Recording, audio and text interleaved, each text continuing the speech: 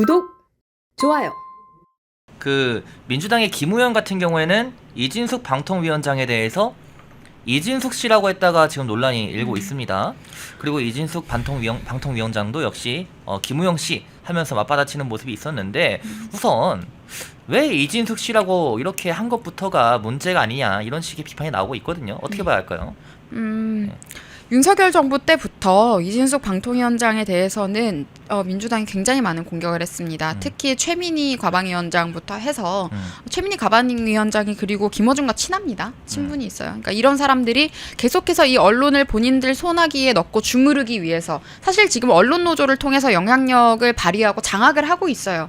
많은 분들께서 레거시 미디어가 왼쪽으로 기울다 못해 꺾였다는 사실은 다 아실 겁니다. 근데 그게요 단순히 언론 우리가 이야기하는 뉴스나 이런 공영방송뿐만이 아니고요. 예능 방송이나 이런 것들 소위 프로파간다 역할을 하는 그런 방송들도 거의 기울어 있습니다.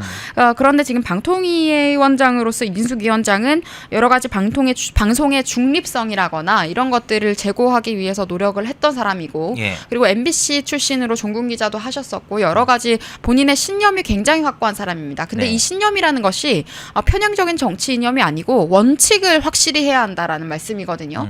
언론은 공정하게 보도해야 됩니다. 사실만 보도해야 되는 거거든요. 그런데 사실 지금 뭐 중국 자본에 먹혀버린 뭐 JTBC라거나 뭐 MBC도 공공연히 그런 성향을 드러내고 있는데 이런 방송국들이 잘못된 보도들을 하는 이런 행태에 대한 문제의식을 갖고 있지 않았나라는 생각이 들어요. 그런데 지금 이 이진숙 방통위원장을 어떻게든 흔들어서 본인들이 언론 장악, 방송 장악을 하려고 했는데 이진숙 위원장이 굉장히 굳건히 버텼습니다. 그리고 이진숙 위원장을 결국 이들이 탄핵까지 했었지만 그 탄핵안이 기각이 되었습니다. 그리고 그때 탄핵 심판이 계속 진행되던 과정에 이진숙 위원장이 굉장히 올곧은 자세로 또박또박한 목소리로 말씀을 하셨던 것이 있었는데요.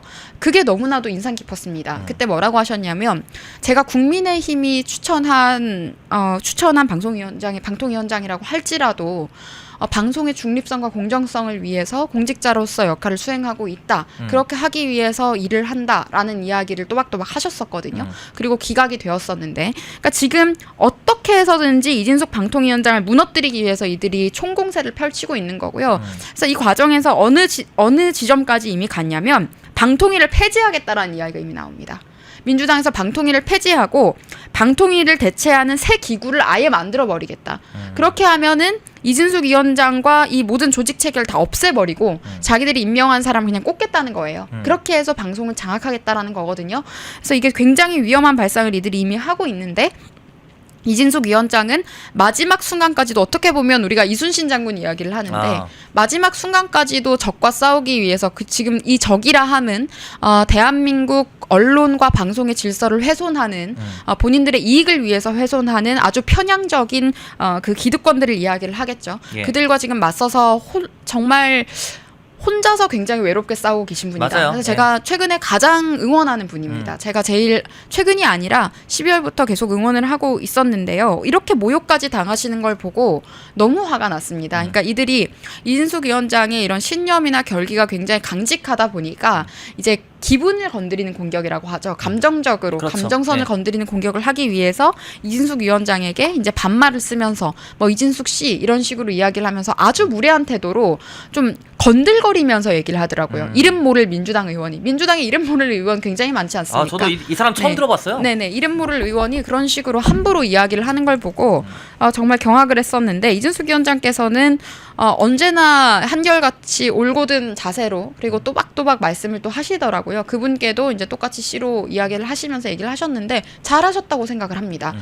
항상 왜 우리만 그들의 무례를 용인하고 당하고만 있어야 하는가.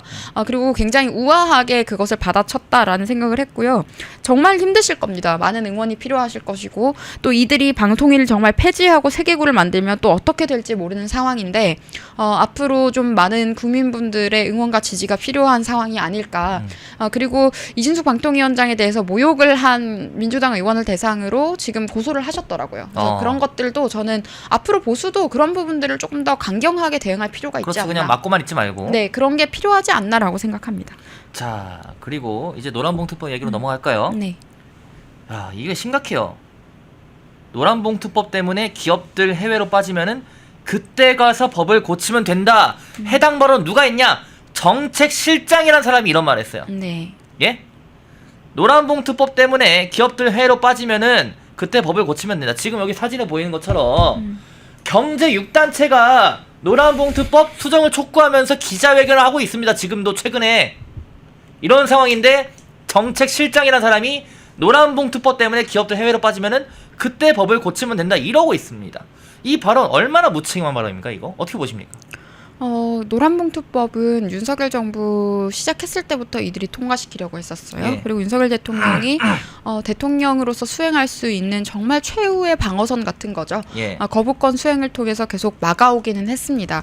그래서 대통령의 역할이 중요했던 거예요. 그런데 그때 당시에 국민의힘 내부에서도 거부권 사용한다고 비방하고 욕하던 사람들이 있었어요. 네. 그래서 그런 사람들이 지도부에도 있었어요. 그때 네. 당시에 계속해서 수년간. 그러니까 이런 상황들을 한번 짚어드리고요. 이 지경까지 오게 만든 데는 우리 자칭 보수라고 하는 그 내부의 동조 세력도 매우 큰 문제다라는 점을 한 번 더 말씀드리고요. 예. 사실 이 노란봉투법이 이 이름도 웃겨요. 노란봉투라고 이렇게 이름 지은 것도 웃긴데 저기 정확한 명칭을 펜앤에서 사용하셨는데 노동조합법 개정안이지 않습니까? 네. 그러니까 이렇게 지금 이들이 원하는 대로 개정이 되어버리면 사실상 그냥 우리나라에서 기업하지 말라는 거예요. 그래서 지금 정제 6단체도 말씀하셨지만 기업인들끼리 그때 모였을 때도 이렇게 되면 우리나라에서 다른 나라로 떠나는 수밖에 없다라고 이제 모 그룹의 총수도 그런 이야기를 했다라고 알려져 있는데 이것뿐만이 아니라 지금 우리나라에 들어와 있는 외국 기업들도 많습니다. 그래서 지금 주한미국 상공회의소에서도 직접 방문을 해서 이야기까지 했었거든요. 이렇게 되면 한국에서 기업하기 어렵다라고 그렇죠. 민주당을 직접 방문을 해서 우려를 표현을 했고 이렇게 되면 한국이 경제적인 위상이 굉장히 떨어질 수 있다라는 이야기까지 했음에도 불구하고 지금 이 핵심적인 역할을 담당하고 있는 민주당의 김병기 원내대표 같은 경우에는 굉장히 강성이거든요. 태도가 굉장히 폭력적이고 공격적인 사람입니다. 절대 듣지 않죠. 이런 말 하든 말든. 그래서 지금 이들이 계속해서 저는 해당 법안을 노동조합법 개정안 소위 노란봉투법을 강행을 하게 될 것 같고요. 그렇게 되면 한국에 들어와 있는 여러 기업들이 국적을 옮긴다거나 그리고 또 해외 기업들이 우리나라에 들어와 있는 기업들이 다른 나라로 공장이나 회사를 옮길 가능성이 매우 늘어나고 있다라는 말씀을 드리겠습니다. 여러분 이게 자유시장 경제의 원칙을 훼손할 수 있는 굉장히 심각한 법이에요. 노란봉투법과 양곡관리법이 그랬는데요. 네. 그 두 가지 법에 대해서 윤석열 대통령이 계속해서 거부권을 수행을 해왔던 것이고 근데 그럼에도 불구하고 자칭 보수라는 사람들이 그걸 비판한 사람들이 있어요. 협치 못한다고. 여러분 공산주의자와의 타협은 없는 겁니다. 네, 그래서 저는 이 지점이 지금 갑자기 생긴 이슈가 아니고 22년부터 21년부터 우리가 싸워왔던 이슈다라는 점을 한 번 더 말씀드려야 될 것 같아서 오늘 가지고 왔는데요. 문재인 정부 당시에 사실상 여러 가지 사회주의 악법들이 통과가 되었고 제도화가 되었는데 지금은 제가 여러 가지 제도적인 것들이나 이런 것들을 느끼는 것은 제가 직접 체감하는 것은 이미 그때 나라가 망가진 상태였구나. 그런데 윤석열 대통령의 당선을 통해서 아주 잠깐 인공호흡기를 붙일 수 있었던 것 같은데 결국에는 정해진 암울한 현실로 우리가 다시 마주해야 하는 상황이 된 게 아닌가. 돌아가고 있다. 네, 그냥 3년 정도 윤석열 대통령이 멈췄다. 네, 멈춰준 게 아니었나. 지금 이루어지는 이 노란봉투법이나 말씀드렸던 뭐 조국 사면이나 이런 여러 가지들 그리고 지금 정은경 문재인 정부 당시에 우한폐렴 선동하면서 본인은 뒤로 전부 다 이익 챙기고 있었던 그 정은경 질병청장이 지금 보건복지부 장관입니다. 맞아요. 여러분. 그리고 또 백신 접종 의무화 또 시킬 겁니다. 제가 그 부분에 대해서는 한 번도 정은경과 문재인이 책임진 적 없죠. 백신을 강요를 해놓고 백신 부작용으로 사망한 국민에 대해서 외면했고 그때 당시에 국민의힘 당대표라거나 지도부에서도 마치 그 백신을 맞지 않으면 무지한 사람인 것처럼 이야기를 했죠. 그런데 미국에서는 이미 그 제약회사들 관련해서 어떠한 비리가 있었는지 전부 다 파헤쳐지고 있고 폭로가 나오고 맞아요. 있고요. 네. 사실관계가 나오고 있습니다. 이거 음모론이 아닙니다. 근데 그때 음모론 취급하면서 백신 접종 거부한다거나 건강상의 이유로 맞지 못하는 사람들 미친 사람 취급했었거든요. 그리고 구글도 그때 통제하지 않았습니까? 그런 부분들에 대해서. 그래서 이런 것들을 한번 말씀드리겠는데 정은경은 또 이제 의무화를 시킬 것처럼 자꾸 얘기를 던지고 있고 그리고 백신의 상징같이 여겨지는 빌 게이츠가 또 이재명을 만나서 뭐 대단한 보건 정책에 대한 이야기를 나눈 것처럼 청와대가 대통령실이 홍보를 하는 걸로 봐서는 문재인 정부 때 우리가 느꼈던 그런 통제, 사실상 저는 공산주의 통제라고 느꼈어요. 10시 이후로 사실 그러니까 거리에 왔다 갔다 할 수도 없는 그런 상황이지 그렇죠. 않았습니까? PCR 뭐죠? 그 무슨 네, 검사. 증명서 네. 들고 다녔잖아요. 네. 핸드폰에서. 네네. 예. 그런 것들도 해야 되고 3일에 한 번씩 해야 되고 보건소 직원이 노인분에게 완전히 갑질을 하는 폭력적 갑질을 그때 하는 뉴스 엄청 장면들도 나왔었죠. 네, 예. 있었고 그러니까 그런 상황이 또 계속 반복이 될 수 있다. 그리고 이 와중에 지금 중국인들이 무비자로 9월부터 대거 입국을 하게 됩니다. 맞아요. 비자 이제 없어도 된다면서요. 네, 그거. 무비자 입국을 하게 되는데요. 그러니까 겉으로는 관광객이 늘어나서 뭐 우리나라 뭐 내수 활성화니 이런 얘기들을 하겠지만요. 그거는 바깥 구실인 거예요. 문재인 정부 때도 똑같이 했거든요. 그렇게 하면서 마약 카르텔 다 들어왔고요. 간첩 다 들어왔습니다. 이제 간첩과 마약 카르텔 더 들어올 겁니다, 여러분. 그래서 이런 상황들을 보면서 저는 정말 국적을 바꾸겠다라는 청년들에게 우리가 붙잡을 수 있을까? 전 제 친구들도 외국에 나가서 살거나 이런 친구들을 보면은 잘 나갔다라는 말이 이제 나올 수밖에 없는 상황이 아닌가? 이러면서 청년들에게 어떻게 애를 낳으라고 하죠? 그렇죠. 사실상 중국의 속국이고 조국 일가 같은 사람들이 온갖 특권을 부당하게 다 편취해 가는데 공정한 기회도 없는 나라에서 아이를 왜 낳습니까?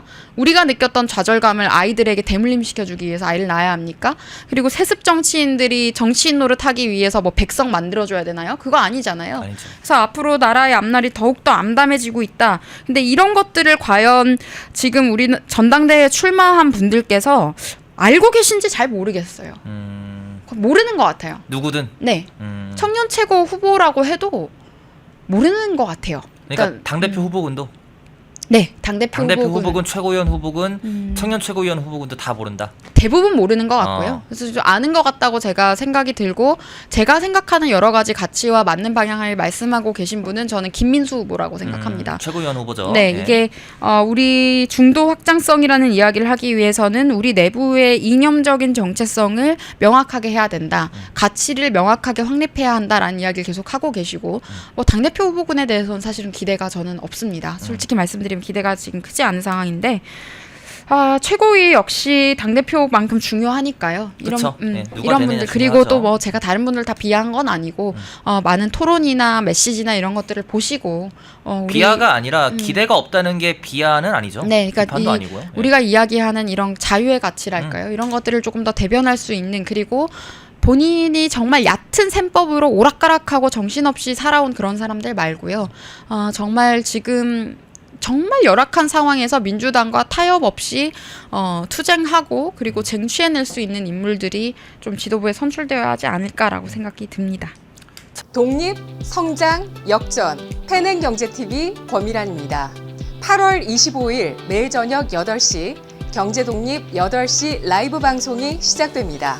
대형주 블루칩 발굴 전문가 이정호 멘토, 테마 선점 전문가 이주호 멘토, 글로벌 자산 배분 투자 전문가 문서진 멘토, 삼박자 매매 월드바겐헌트 송동현 멘토, 실전 초고수들과 함께 만들겠습니다.